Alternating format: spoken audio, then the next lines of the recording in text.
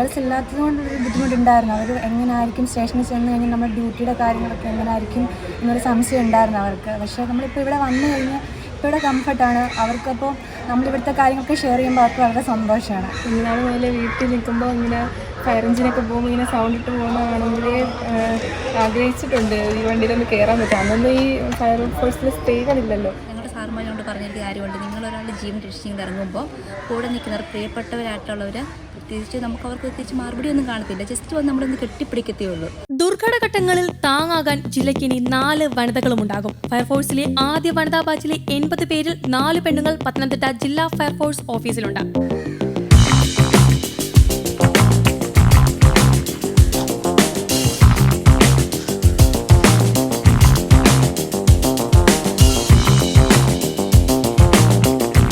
പരിശീലന കാലയളവാണെങ്കിലും ഓഫീസിലേക്ക് എത്തുന്ന കോളുകൾക്കെല്ലാം മുൻപന്തിയിൽ തന്നെ ഇവരുമുണ്ടാകും. എരുമേലി സ്വദേശികളായ PM അഞ്ജു, അഞ്ജലി അനിൽകുമാർ, കരുനാഗപ്പള്ളി സ്വദേശി M മായ, പത്തനംതിട്ട ഓമലൂർ സ്വദേശി ആൻസി ജെയിംസ് എന്നിവരാണ് ഈ 4 പേർ. കുടുംബം കൂടെ നിന്നു.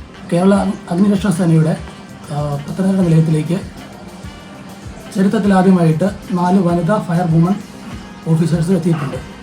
അപ്പോൾ നമ്മുടെ സ്റ്റേഷനെ സംബന്ധിച്ചിടത്തോളം ഇവിടെ അവർക്കുള്ള എല്ലാ സൗകര്യങ്ങളും ഒരുക്കിയിട്ടുണ്ട്. അടിസ്ഥാന സൗകര്യങ്ങൾ അതുപോലുള്ള മറ്റു കാര്യങ്ങളിലൂടെ അറേഞ്ച് ചെയ്തിട്ടുണ്ട്. അപ്പോൾ അവർ ട്രെയിനിങ് എന്ന് പറയുന്നത് രാവിലെ നമുക്ക് ഫിസിക്കൽ ട്രെയിനിങ് തുടങ്ങി ഉള്ള എല്ലാ സ്റ്റേഷനിലെ എല്ലാ ഡ്യൂട്ടികളിലും അവർ പങ്കെടുപ്പിക്കുകയും അതുപോലെ തന്നെ സ്റ്റേഷനിൽ നിന്ന് അറ്റൻഡ് ചെയ്ത കോളുകൾ, ഫയർ കോളുകൾ, ഇൻസിഡൻറ്റ് കോളുകൾ എന്നിവയിലെല്ലാം അവരെ പങ്കെടുപ്പിച്ചുകൊണ്ട് ഒരു കാര്യക്ഷമമായ രീതിയിൽ ഒരു ഫയർ ഫൈറ്റിംഗ് അല്ലെങ്കിൽ ഒരു ഇൻസിഡൻറ്റ് എങ്ങനെ ഹാൻഡിൽ ചെയ്യാവുന്ന രീതിയിലുള്ള ട്രെയിനിങ് നമ്മൾ നിലവിൽ ഇവിടെ നിന്ന് നൽകി വരുന്നുണ്ട്. അടിപൊളിയാണ്. അക്കാദമിയിൽ കിട്ടിയതിനേക്കാൾ കൂടുതൽ ഫീൽഡിൽ ഇറങ്ങി പ്രവർത്തിക്കാൻ ഇവിടെ വന്നിട്ട് സാധിക്കുന്നുണ്ട്. ഞങ്ങൾ കോളിനൊക്കെ പോയി. ഞങ്ങളുടെ ഫസ്റ്റ് എക്സ്പീരിയൻസ് ഒക്കെ കഴിഞ്ഞു. ഗ്രൗണ്ട് ഫയറും ഗ്യാസ് ലീക്കേജും ഒക്കെ ആയിരുന്നു. പിന്നെ ഓയിൽ ലീക്കേജ് ഉണ്ടായിരുന്നു. ഇവിടുത്തെ ഫയർമാനോടൊപ്പം തന്നെ ഇന്ന് പ്രവർത്തിക്കാൻ ഞങ്ങൾക്ക് കഴിയുന്നുണ്ട്. അപ്പോൾ 5 വേക്കൻസി ഉള്ളായിരുന്നു. 3 ഡിസ്ട്രിക്റ്റിൽ 15 വേക്കൻസി, ബാക്കി എല്ലാ ഡിസ്ട്രിക്റ്റിലും 5 വേക്കൻസി വെച്ചായിരുന്നു. അപ്പോൾ നമ്മൾ അപ്ലൈ ചെയ്ത സമയത്ത് കിട്ടുമോ നമുക്ക് ഡൗട്ടായിരുന്നു. ഓപ്പൺ കാറ്റഗറി 3 ആ ഒരു റേഞ്ചിൽ നമുക്ക് റാങ്ക് ലിസ്റ്റ് വന്നാൽ നമുക്ക് കിട്ടാൻ സാധ്യതയില്ലായിരുന്നു. ഗേൾസ് ഇല്ലാത്തത് കൊണ്ടൊരു ബുദ്ധിമുട്ടുണ്ടായിരുന്നു. അവർ എങ്ങനെയായിരിക്കും സ്റ്റേഷനിൽ ചെന്ന് കഴിഞ്ഞാൽ നമ്മുടെ ഡ്യൂട്ടിയുടെ കാര്യങ്ങളൊക്കെ എങ്ങനെയായിരിക്കും എന്നൊരു സംശയം ഉണ്ടായിരുന്നു അവർക്ക്. പക്ഷേ നമ്മളിപ്പോൾ ഇവിടെ വന്നു കഴിഞ്ഞാൽ ഇപ്പോൾ ഇവിടെ കംഫർട്ടാണ് അവർക്കപ്പോൾ നമ്മളിവിടുത്തെ കാര്യങ്ങളൊക്കെ ഷെയർ ചെയ്യുമ്പോൾ അവർക്ക് വളരെ സന്തോഷമാണ്. 6 മാസത്തെ ബേസിക് ട്രെയിനിങ് ആയിരുന്നു നമ്മൾ അക്കാഡമിയിൽ. അതായത് 150 വർക്കിംഗ് ഡേയ്സ് ഉണ്ടായിരുന്നു അക്കാഡമിയിൽ. അപ്പോൾ മെന്നിനോടൊപ്പം തന്നെയുള്ള ട്രെയിനിങ് തന്നെയാണ് നമുക്കും കിട്ടിയിട്ടുള്ളത്. എല്ലാ ഐഡികളും കിട്ടിയിട്ടുണ്ട് നമുക്ക്. മൗണ്ടൻ റെസ്ക്യൂ, സ്കൂബ, BA എല്ലാം തന്നെ നമുക്ക് കിട്ടിയിട്ടുണ്ട്. ഫയർഫോഴ്സിലേക്ക് പുരുഷന്മാർ പോലും പോകാൻ വീട്ടുകാർ സമ്മതിക്കാത്ത സാഹചര്യങ്ങൾ ഉണ്ടായിട്ടുണ്ട്. പക്ഷേ ആ കാര്യത്തിൽ 4 കുടുംബങ്ങളും ഒപ്പം നിന്നു എന്നതാണ് തങ്ങളുടെ സന്തോഷമെന്ന് 4 സംഘം പറയുന്നു. എരുമേലി പുത്തൻപുരയ്ക്കൽ മോനിച്ചൻ അച്ചാമ ദമ്പതികളുടെ മകളാണ് PM അഞ്ജു. തെക്കേടത്ത് അനിൽകുമാറിന്റെയും ഗിരിജയുടെയും മകളാണ് അഞ്ജലി. കൊല്ലം പണ്ടക്കശാലയിൽ ശകുന്തളയുടെ മകളാണ് M മായ. ഓമലൂർ വട്ടക്കുളത്ത് ജെയിംസ്, ജോളി ദമ്പതികളുടെ മകളാണ് ആൻസി ജെയിംസ്. ഭയങ്കര അഭിമാനം തോന്നും. കുഞ്ഞുനാൾ മുതലേ വീട്ടിൽ നിൽക്കുമ്പോൾ ഇങ്ങനെ ഫയർ എഞ്ചിനൊക്കെ പോകുമ്പോൾ ഇങ്ങനെ സൗണ്ട് ഇട്ട് പോകുന്നതാണെങ്കിലേ ആഗ്രഹിച്ചിട്ടുണ്ട് ഈ വണ്ടിയിലൊന്ന് കയറാൻ പറ്റും. അന്നൊന്നും ഈ ഫയർ ഫോഴ്സിൽ സ്ത്രീകളില്ലല്ലോ. അപ്പോൾ പിന്നെ അങ്ങനെ ജോലിയായിട്ട് കയറാൻ പറ്റുമെന്ന് ഒരിക്കലും വിചാരിച്ചിട്ടില്ല. പിന്നെ ഇങ്ങനെ നോട്ടിഫിക്കേഷൻ വന്ന് കയറാൻ പറ്റിയതിൽ ഭയങ്കര സന്തോഷമുണ്ട്. ഒരുപാട് സന്തോഷമുണ്ട്. പണ്ട് മുതലേ ഫയർഫോഴ്സിൻ്റെ വണ്ടിയൊക്കെ പോകുമ്പോൾ ഭയങ്കര ആഗ്രഹമുണ്ടായിരുന്നു. ഇപ്പോൾ 2019 നോട്ടിഫിക്കേഷൻ വന്നത്. അന്ന് അപ്ലൈ ചെയ്തത് മുതൽ ഇതിന് വേണ്ടിയിട്ട് കഠിനമായിട്ട് പ്രയത്നിക്കുന്നുണ്ട്. സ്വിമ്മിംഗ് ഒന്നും അറിയത്തില്ലായിരുന്നു നേരത്തെ. അതിന് വേണ്ടിയിട്ട് സ്വിമ്മിങ് പഠിക്കാൻ പോയി. ഫിസിക്കൽ സ്വിമ്മിംഗ് ടെസ്റ്റൊക്കെ പാസ്സായാണ് കയറിയത്.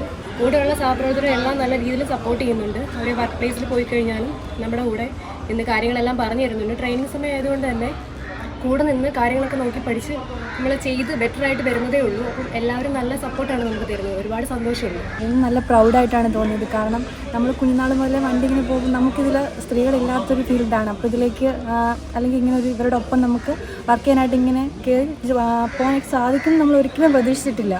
അപ്പോൾ ആദ്യമേ നമ്മൾ പോയത് ഗ്യാസ് ലീക്കേജിനായിരുന്നു. അപ്പോൾ നമ്മൾ സാർമാരോടൊക്കെ പോയപ്പോൾ വളരെ സന്തോഷത്തോടു കൂടി ആണ് പോയത്. പരിശീലനം പൂർത്തിയാക്കി 24-ന് അഞ്ജുവും അഞ്ജലിയും, 25-ന് മായയും, 26-ന് ആൻസയും പത്തനംതിട്ടയിൽ ജോലിയിൽ പ്രവേശിച്ചു. പരിശീലനം മറക്കാൻ കഴിയില്ല. സ്കൂബ ഡൈവിംഗ്, മലകയറ്റം, തീപിടുത്തം തുടങ്ങി ഫയർഫോഴ്സ് നേരിടേണ്ടി വരുന്ന എല്ലാ സാഹചര്യങ്ങളിലും എങ്ങനെ പ്രവർത്തിക്കണമെന്ന് പരിശീലിപ്പിക്കും. അതൊരു വലിയ അനുഭവം ആയിരുന്നു. 3 നില കെട്ടിടത്തിന്റെ ഉയരത്തിൽ നിന്ന് താഴേക്ക് ഇറങ്ങുന്നതും പർവ്വതങ്ങൾ കയറുന്നതും വെള്ളത്തിനടിയിൽ ഇറങ്ങുന്നതുമെല്ലാം പ്രയാസമേറിയതാണെങ്കിലും പരിശീലനം പൂർത്തിയാക്കാൻ സാധിച്ചുവെന്ന് 4 സംഘം പറയുന്നു. ഇവിടെ 6 മാസം സ്റ്റേഷൻ ട്രെയിനിങ് ആണ്.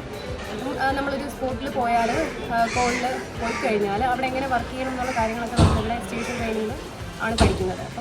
അപ്പം ഞങ്ങളുടെ ഫസ്റ്റ് 4 പേരുടെ ഫസ്റ്റ് കോഡ് കഴിഞ്ഞു. വളരെ നല്ല എക്സ്പീരിയൻസ് ആയിരുന്നു. അപ്പം കാര്യങ്ങളൊക്കെ പഠിച്ച് 6 മാസത്തിനുള്ളിൽ നല്ല രീതിയിൽ നല്ല ഒരു എല്ലാം തികഞ്ഞ രീതിയിലൊരു ഫയർ വുമണായിട്ട് ഇറങ്ങണം എന്ന് ആഗ്രഹമുണ്ട്. സമൂഹത്തിന് വേണ്ടി പ്രവർത്തിക്കണം എന്ന് ആഗ്രഹമുണ്ട്. ഫസ്റ്റ് കോളിൽ ഞാൻ പോയിരുന്ന ഒരു ഗ്രൗണ്ട് ഫയറിനായിരുന്നു. വളരെ നല്ല എക്സ്പീരിയൻസ് ആണ്. ഏറ്റവും കൂടുതൽ നമ്മുടെ ഈ ഫയർ സർവീസിൻ്റെ ലക്ഷ്യം എന്ന് വെച്ചാൽ ജനങ്ങളുടെ ജീവനും സ്വത്ത് സംരക്ഷിക്കുക എന്നതാണ്. മറ്റേത് സർവീസിനേക്കാളും ഫയർ സർവീസ് എടുക്കുന്നതെന്ന് വെച്ചാൽ നമ്മൾ തിരിച്ച് സാലറിയേക്കാളും കൂടുതൽ പ്രതീക്ഷിക്കും. നമ്മളൊരാളുടെ ജീവൻ രക്ഷിച്ച് കഴിയുമ്പോൾ ചിലപ്പോൾ ഒരു വാക്ക് തിരിച്ച് പറയാൻ കാണത്തില്ലായിരിക്കും. ചിലപ്പോൾ ഞങ്ങളുടെ സാറുമാർ കൊണ്ട് പറഞ്ഞിട്ട് കാര്യമുണ്ട്, നിങ്ങളൊരാളുടെ ജീവൻ രക്ഷിച്ച് ഇറങ്ങുമ്പോൾ കൂടെ നിൽക്കുന്നവർ പ്രിയപ്പെട്ടവരായിട്ടുള്ളവർ തിരിച്ച് അവർക്ക് തിരിച്ച് മറുപടി ഒന്നും കാണത്തില്ല, ജസ്റ്റ് വന്ന് നമ്മളൊന്ന് കെട്ടിപ്പിടിക്കത്തേ ഉള്ളൂ. ഫയർഫോഴ്സിലേക്ക് ഒരു കോൾ വന്ന് 20 സെക്കൻഡിനുള്ളിൽ തയ്യാറായി വാഹനം ഗ്യാരേജിന് പുറത്തെത്തണം. ആദ്യം കേൾക്കുമ്പോൾ പകച്ചു പോകുമെങ്കിലും എപ്പോഴും തയ്യാറായിരിക്കാനാണ് നിർദ്ദേശം. അത് എപ്പോഴും പാലിക്കണം.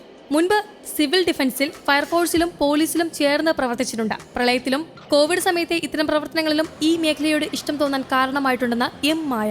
2019 നോട്ടിഫിക്കേഷൻ വരുന്നത്. ആദ്യം തന്നെ ഒരു ആകാംക്ഷയുണ്ടായിരുന്നു, പക്ഷേ അപ്പോഴും കിട്ടുമെന്ന് തോന്നിയില്ല. ശരിക്കും ഫയർഫോഴ്സ് തികച്ചും വ്യത്യസ്തമായ ജോലിയാണ്. ഇരുട്ടും ഉയരവും പേടിയുള്ളവർ ഒക്കെയുണ്ടായിരുന്നു. പക്ഷേ അതൊക്കെ പരിശീലനത്തിന് ശേഷം ഈ യൂണിഫോം ഇടുമ്പോൾ മാറും. ഇവിടെ തീപിടുത്തം കോളുകൾ അറ്റൻഡ് ചെയ്തിരുന്നു എന്ന് PM അഞ്ജു.